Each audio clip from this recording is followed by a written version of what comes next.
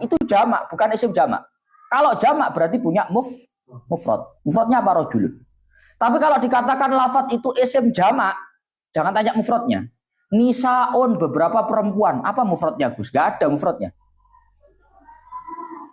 Lah imro'atun itu satu perempuan, jamaknya bukan nisaun.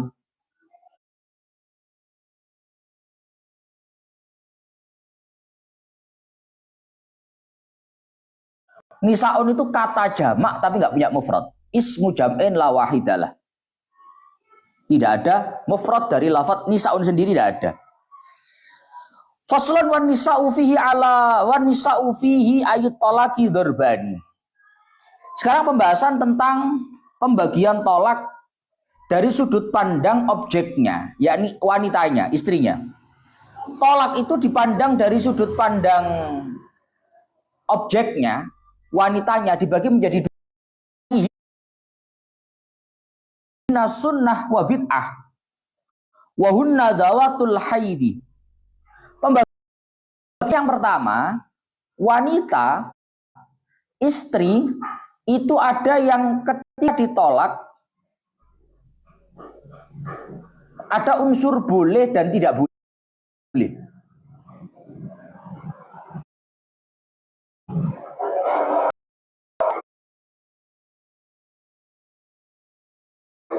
Pembagian yang pertama, wanita itu ada yang ketika ditolak, dicerai, itu ada unsur boleh dan tidak boleh. Lek bahasanya kitabmu sunnah bid'ah. Sunnah itu boleh, bid'ah itu nggak boleh. Ada golongan wanita itu yang ini boleh ditolak kondisi seperti ini, nggak boleh ditolak dalam kondisi seperti ini. Itu ada. Siapa mereka? Wahunna zawatul haidi. Mereka adalah wanita siklus haid. Wanita-wanita yang masih mengalami siklus haid. Ya. Wanita yang masih mengalami siklus haid. Ngerti siklus haid? Gak harus pas haid maksudnya iku. Wong wedok sing haid. Ya umumnya wanita itu masih mengalami siklus haid. Nanti bukan anak kecil, kalau anak kecil kan belum haid. Atau bukan wanita yang sudah tua renta, nini-nini, nenek-nenek yang sudah menopause tadi itu. Menopause apa monopause kuis, pokoknya kuis lah. Bukan itu, tapi wanita yang masih mengalami siklus haid. Ini golongan objek wanita yang pertama. Wanita yang ketika ditolak itu ada hukum boleh dan tidak boleh. Nanti di saat kondisi seperti ini boleh, kondisi saat ini seperti ini tidak boleh. Wa aradal musannifu bis sunnah at-talaqal jaiza wa bil bid'ati alaqal harama.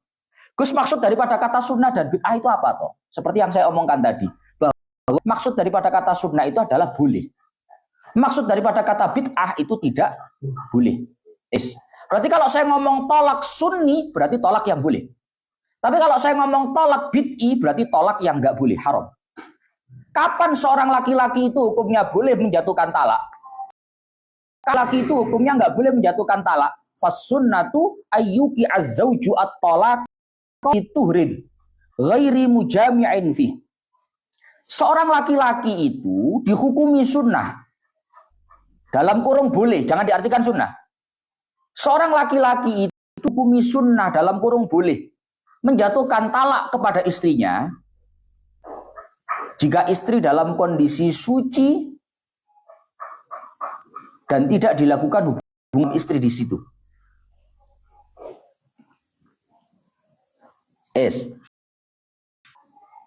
Seorang laki-laki dihukumi sunnah dalam kurung boleh menjatuhkan talak jika seorang istri dalam kondisi suci dan tidak dilakukan hubungan suami istri di sana.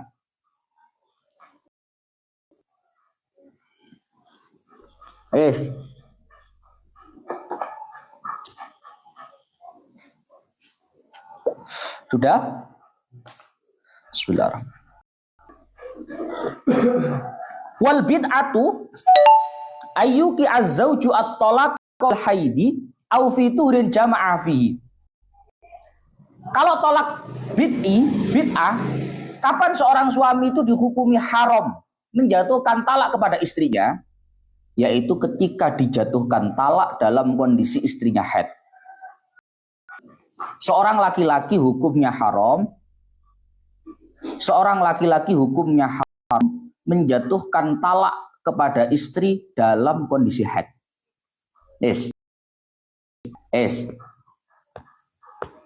Ada istri dalam kondisi haid, Pak. Ada istri dalam kondisi haid.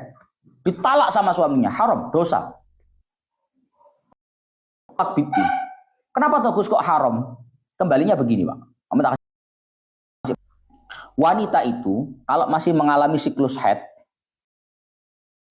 dicerai, ditalak, iddahnya wanita itu adalah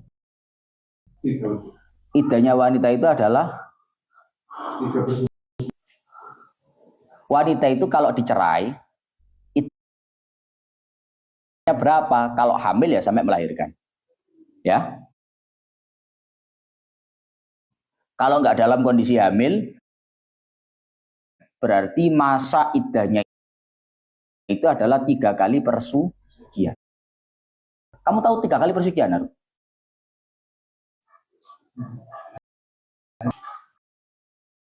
Ngerti 3 kali persucian enggak?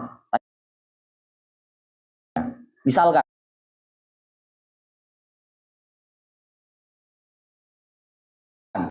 ada seorang istri, kamu haid enggak? Tak cerai kamu. Dicerai ya.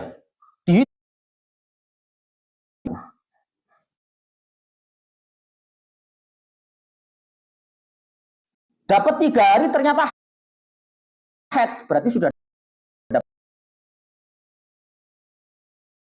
1 kali per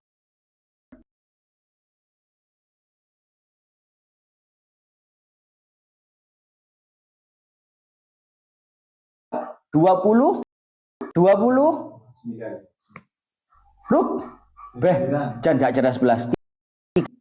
3 hari suci. Haid lagi 7 hari. Berapa? 10. Dapat 1 kali persucian. Habis itu suci 15 hari. 10 tambah 15 25. Ya. Haid lagi. Ya. Haid lagi 7 hari. 25 ditambah 7 hari. Berarti berapa? 32 hari. Dapat berapa kali persuciannya? 2. Ya. Suci lagi. Ini suci yang ketiga. Minimal 15 hari. 32 tambah 15 hari berapa? 47. Selesai. 3 kali persucian, iddahnya seorang istri selesai. Tapi kalau istri dalam kondisi haid, ditalak sama suaminya, itu akan memperlama masa iddahnya. Tak gambarkan. Ada istri dalam kondisi haid, adik pertama kali haid, Pak. Maksudnya masih hari pertama haid. Hari pertama dicerai sama suami. Kamu saya ceraikan. Haidnya 7 hari. Normalnya 7 hari. Haidnya 7 hari. 7 hari haid selesai. Berapa? Enggak. Ini dapat berapa persucian begini? Masih 0 kan? 7 hari padahal. Otomatis masa persuciannya kan full. Karena diceraikannya dalam kondisi haid. 7 hari tambah 15. 22. Dapat berapa persuciannya? Dapat 1. Haid lagi 7. 22 tambah 7. 29. Tambah 15 hari lagi. Berapa? 44. Berapa persuciannya? 2. Hah? 44 bisa. Haid lagi 7 hari. Berapa? 51. Tambah 15 hari lagi. Berapa? 60. Hampir 70 hari. Itu karena ulah dijatuhkan talak pada saat kondisi haid. Bandingannya sama yang tadi, Pak. Yang tadi cuma 40 hari. Yang ini hampir 70 hari. Hah? Paham ya? Makanya syariat itu mengharamkan seorang laki-laki untuk menjatuhkan talak kepada istri dalam kondisi haid. Karena itu akan memperlama siklus sama. Memperlama masa iddahnya seorang istri. Haram, nggak boleh. Paham ya? Hukum seorang laki-laki menjatuhkan talak kepada seorang istri dalam kondisi haid itu hukumnya haram. Itu termasuk tolak bid'i. Alasannya apa? Karena itu akan memperlama masa iddah. Atau aufi tuhrin. Paham ya mesti ya? Paham ya? Aufi tuhrin jama'aha fihi. Begitu juga hukumnya haram. Nggak boleh seorang laki-laki seorang suami menjatuhkan talak kepada istrinya dalam kondisi suci, tapi dilakukan hubungan suami istri di sana. Yes? Seorang suami begitu juga haram menjatuhkan talak kepada istri dalam kondisi suci, tapi melakukan hubungan suami istri di kondisi suci itu.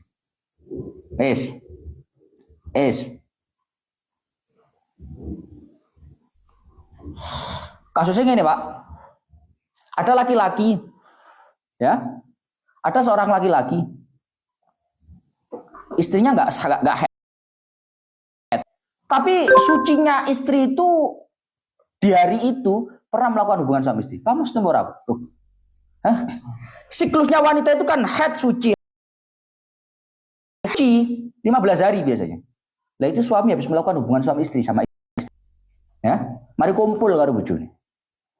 Pegat on. Kenapa kok haram? Sekali lagi itu memperlama masa iddahnya. Umumnya, ini gak bahas yang gak umum, Pak. Umumnya wanita kami siklus head, si segar bugar, iku lek dikumpuli male meteng, male hamil. Padahal wanita itu masa iddahnya sampai bayangno, mari dikugat. Marono tes ternyata meteng. Tapi wong tes ya, tes grace. Maksud saya, itu akan memperlama masa iddah. Alasan kedua, itu akan muncul nadamah, muncul penyesal. Dek kan nyongkone kan gak meteng. Ternyata dipegat. Wae kok disili. Ternyata bojone meteng, kadung dipegat. Akan muncul penyestrinya dalam kondisi paham ora? Lah nyapa nyesel Gus? Tak ada nih Pak yo. Wong kuwi lek wis dadi bapak, dadi ibu, kapak-kapak anak gedinge karo bojo, karo anak eman, paham ora? Paham maksud guru? Sak geding-gedinge karo wong wedok. Iku lek ambek anak tetep, Pak. Yo tau gak ngomong sing gak normal. Umume wong sak geding-gedinge karo bojo, karo anak sayang. Makanya kalau nanti suami menjatuhkan talak pada istri, di mana telah melakukan hubungan suami istri di sana, kok ternyata istrinya hamil, akan menyesal karena itu. Sehingga syariat mengharamkan seorang suami dan istri dalam kondisi suci, di mana telah dilakukan hubungan suami istri di suci itu. Paham? Paham ya? Dua ya. Mengalami siklus haid, artinya durung prei ya, durung. Itu menceraikan istri itu ada dua. Ada sunni, ada bid'i, di mana tidak boleh. Kondisi bolehnya kapan? Kondisi bolehnya kapan? Ketika istri diceraikan dalam kondisi suci yang tidak dilakukan hubungan suami istri. Haramnya kapan? Haramnya diceraikannya istri dalam kondisi haid. Satu. Atau dalam kondisi di mana dilakukan hubungan suami istri di sana. Paham ya? Jadi gak iso angger Pak wong lanang. Tepat. Karena menceraikan istri itu, kalau istri masih dalam kategori wanita yang masih mengalami haid, siklus haid maksudnya, itu ada dua kondisi. Ada sunni, ada bid'i. Ada tolak sunni, ada tolak bid'i. Kalau tolak sunni legal, boleh. Tapi kalau tolak bid'i itu hukumnya haram. Paham? Paham ya? Oh, Mbak. Jadi kudu ngerti ngono kuwi. Gak ngurus. Ya. Sekarang wadarbun laisa fi talaqihinna sunnat hunna arbaun as-saghiratu wal ayisah wal hamil wal mukhtali'ah lam yadkhul biha az-zawju.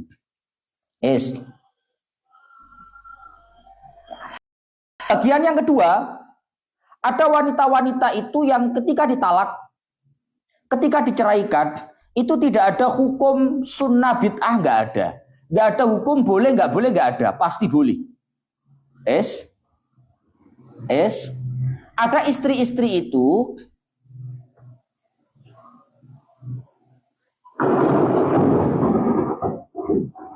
ada wanita-wanita itu yang hukum laki-laki menceraikan istrinya itu nggak ada sunnah bid'ah. Nggak ada boleh, nggak boleh. Pasti boleh. Siapa itu? Satu as-saghirah. Satu anak kecil. Misalkan kayak zaman Purbaya biyen, Purbaya. Siti Nurbaya. Zaman biyen kan arek cilik rabi umur 7 tahun ngono, Pak. Anggonmu gak tau ngono, Bro. Zaman biyen ngono, Bro. Arek rabi, Bro. Arek wedok 7 tahun dirabekne karo bapake. Hah? Kan masih belum mengalami haid. Ya. Umumnya dikumpuli gak meteng ngono lho maksudnya gue.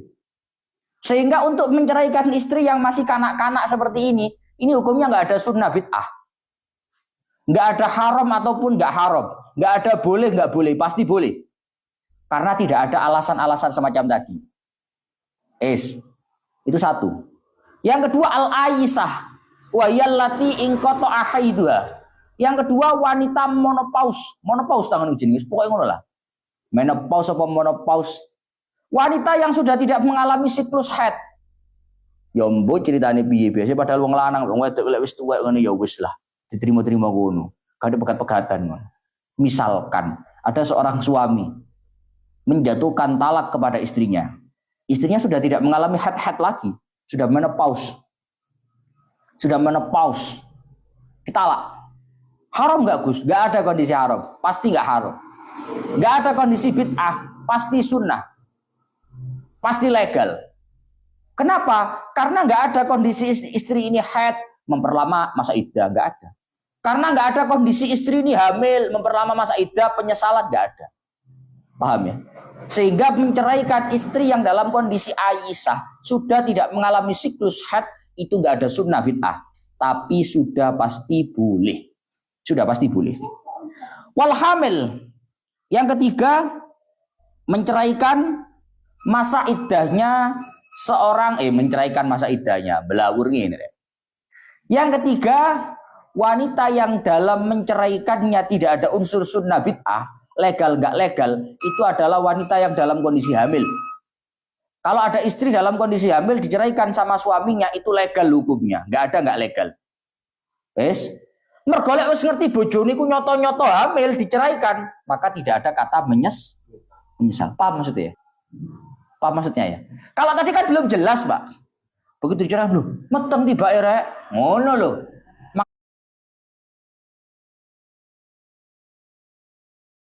Makanya hukumnya haram. Kalau istri dalam kondisi nyata-nyata hamil diceraikan sama suami, ya sudah. Enggak ada sunnah bid'ah. Wes seru, suami sudah tahu bahwa istrinya hamil kok diceraikan, ya sudah. Selesai. Enggak apa-apa. Enggak ada sunnah bid'ah. Karena sudah nyata-nyata tahu dalam kondisi istri itu hamil. Wal mukhtali'ah allati lam yadkhul biha az-zawju. Begitu juga wanita yang menghulu suami dan tidak dilakukan hubungan suami istri. Ini termasuk golongan yang kedua.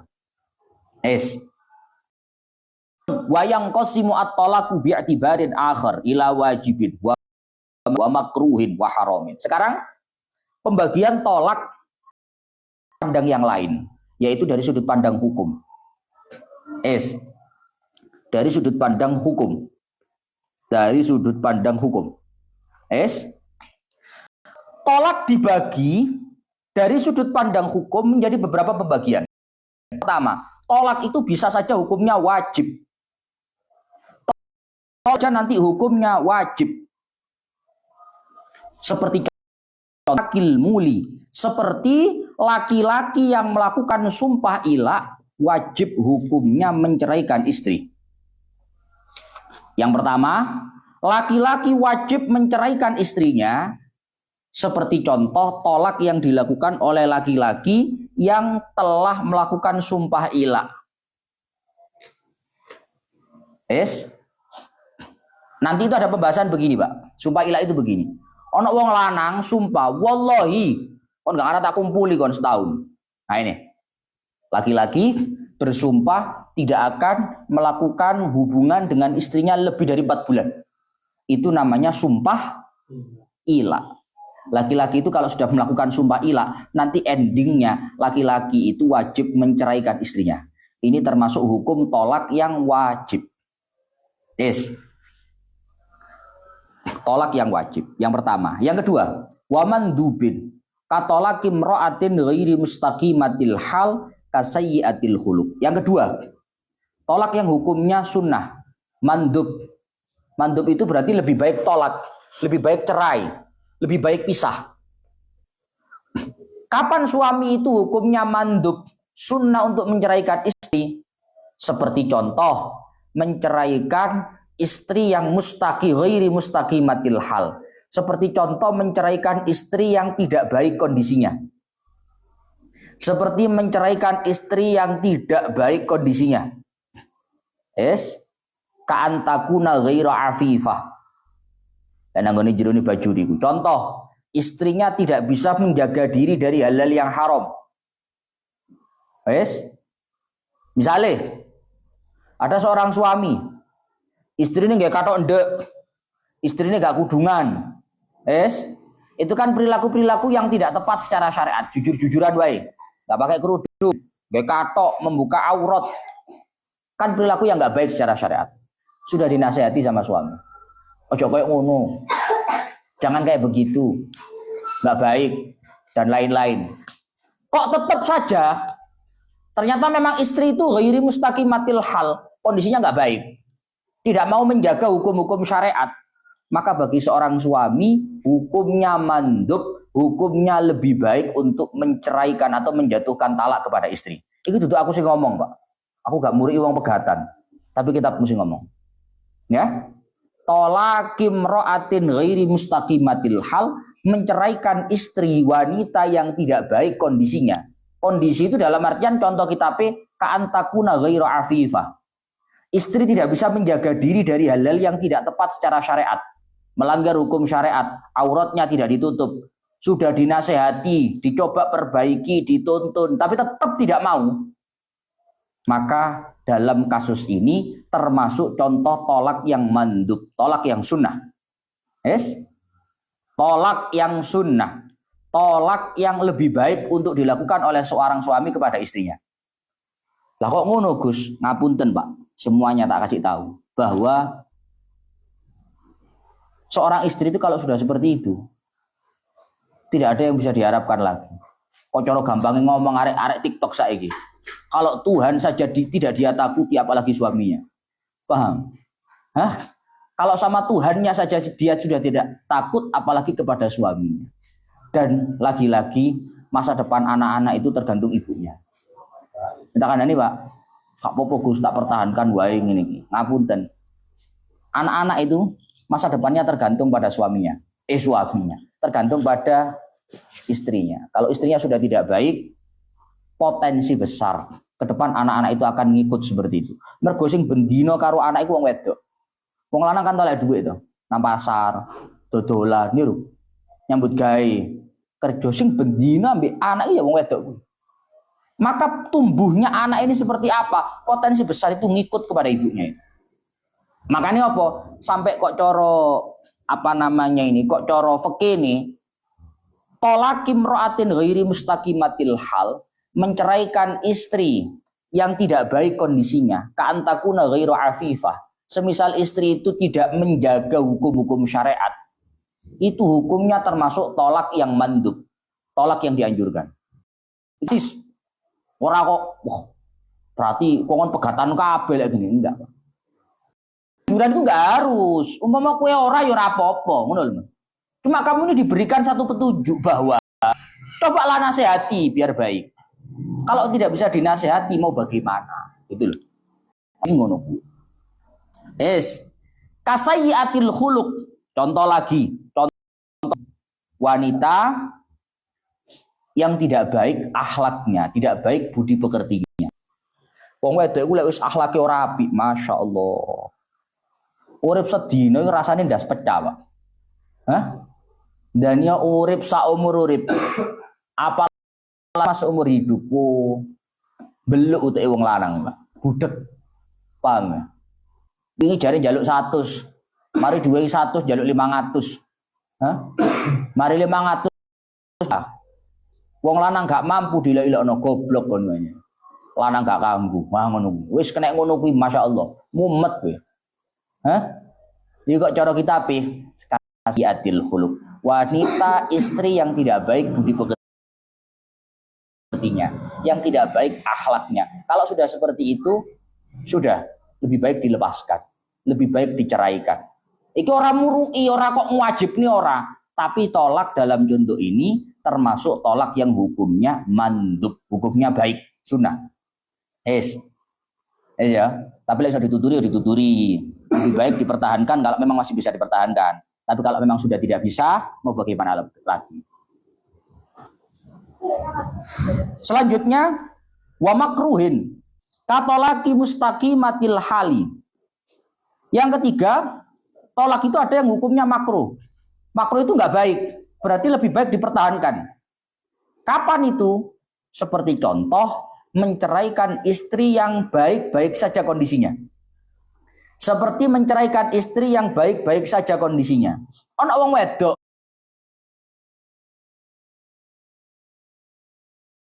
sembayang yo sae, jamaah yo sae, nurut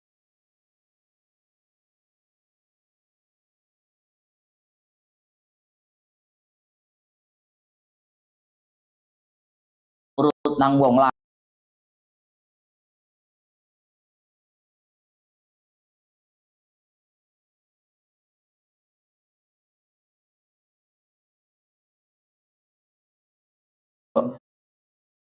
Kon tolek koyo aku lho durung karuan nem. Wong aku yang wedok apik ngene. Zaman saiki wong wedok ruwet-ruwet ngono. Hah? Anggitmu ono wedok sing luwih apik, jajal tolek kono. Lah percaya. Wong wedok saiki angel.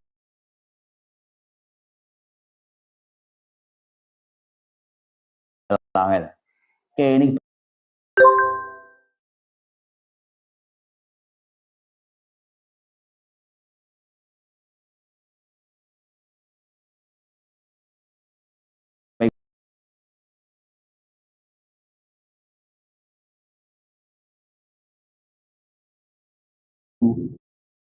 bukan soal paras tapi mustaqimatil hal atau ghairi mustaqimatil hal. Bagaimana perilakunya, bagaimana akhlaknya.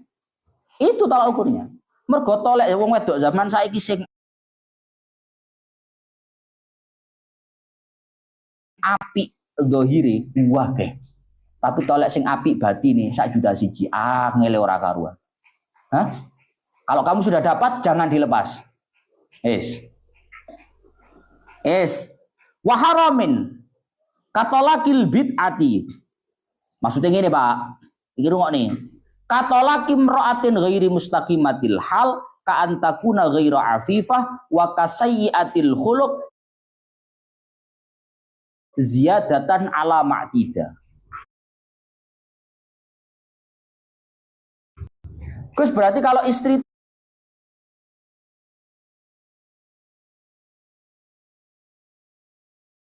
itu akhlaknya nggak baik itu lebih baik diceraikan. Kalau nggak baiknya itu lebih dari normalnya. Apa mau? Lebih baik menceraikan istri. Kalau istri itu akhlaknya nggak baik, itu kalau normalnya. Paham para maksud juga? Paham maksud saya? Nah, ini jujur bajuri apa diomong nih ngono soalnya. Wa illa fala yakhlu ahadun an su'il khuluq. Karena kalau kamu cari yang sempurna, nggak ada orang sempurna di dunia ini. Anu Gus, tolek wong wedok sing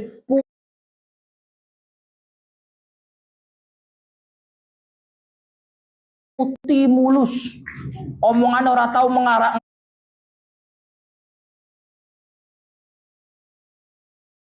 larani, nopo ora tahu gak nurut.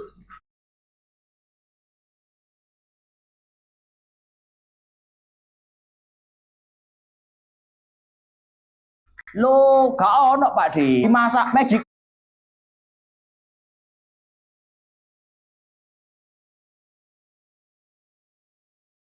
kok fala yahlu ahadun an su'il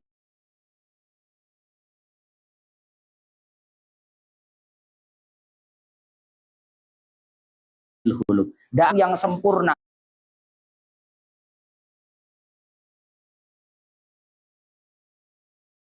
tanpa memiliki ono. Tidak ada. Ngono lho maksudnya itu, Pak. Lebih baik dipisah. Mari ngaji ngene marang ngono bojo gue. Oleh akhlak. Cari yang sempurna, tidak ada. Lebih baik pisah itu.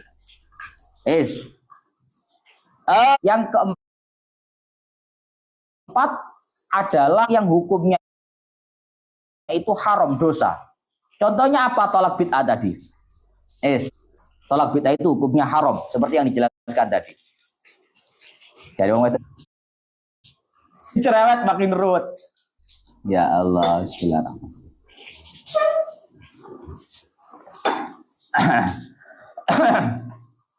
Pun wa asyaral imam litolakil mubahi bitolaki man la yahwa az-zawju wala tasmahu nafsuhu bimu'natiya bila istimta'in biya. Ada yang kelima. Yang kelima, tolak yang hukumnya mubah. Mubah itu dilakukan ya enggak dosa, ditinggalkan ya enggak dapat pahala, itu mubah. Kapan Gus seorang laki-laki itu boleh untuk menjatuhkan talak, hukumnya mubah? Kasusnya adalah seorang laki-laki menceraikan istri yang tidak dia senangi, sehingga nggak ada minat untuk melakukan hubungan suami istri, tapi biayai setiap hari. Kasusnya ini rumah nih Pak, ono wong lanang kena perjodohan zaman Siti Nurbaya. Faruk dijodohkan sama Pak Imam.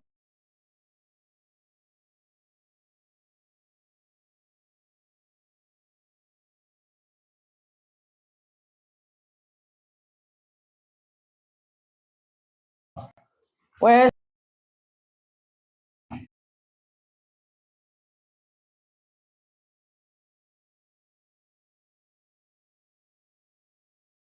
aku derek sampean, Pak.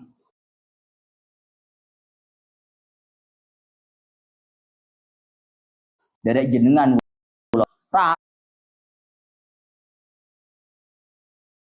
rapi. Jenenge wong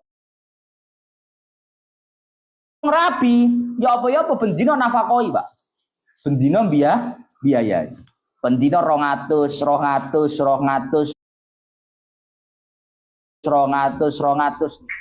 Kok dempet tok lho gak kudu aku. Tolakiman layawa az-zawju wala tasmahu nafsu istri. Belas nih. Ya Allah Gus, aku biayai bendina 200 Gus, kalau tiba balik belas.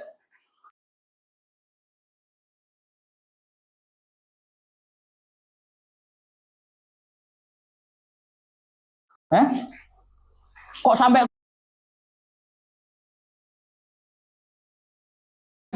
kira pentangi? Nah, tolak dalam kondisi semacam ini hukumnya mubah. Ya, ayo ngono yo. Aku bandani oleh tuas ngopeni gak oleh fit. Tapi sejam. Kan ya enak ngono ki, Pak. Dijuduni bapake atau ibuke dijuduni. Anake seneng. Aku lho ambek bojoku asli gak seneng blas. Saya nurut ambek wong tuwa ae. Gak seneng aku asli. Gak tertarik blas. Gak tertarik manak telu. Itu jenenge Al-Hasan. Alasane wong lanang kuwi ora enek kuwi. Jenenge gak seneng itu ya bilas tintain dia. Gak ada ketertarikan, gak kumpul. Itu jadi gak seneng. Nah, dalam kondisi semacam ini talak hukumnya boleh. Mubah. Kenapa kok mubah? Karena wajar seorang laki-laki itu ada feedback. Dia nafkah, dia mukna, dia keluar biaya, maka ada feedbacknya, kumpul. Lah kata tertarik belas ya. Tangi gira-gira penjari baru. Faslun fi hukmi talaqil hur. Sak menten lanjut besok ila akhiri wallahu a'lam bishawab.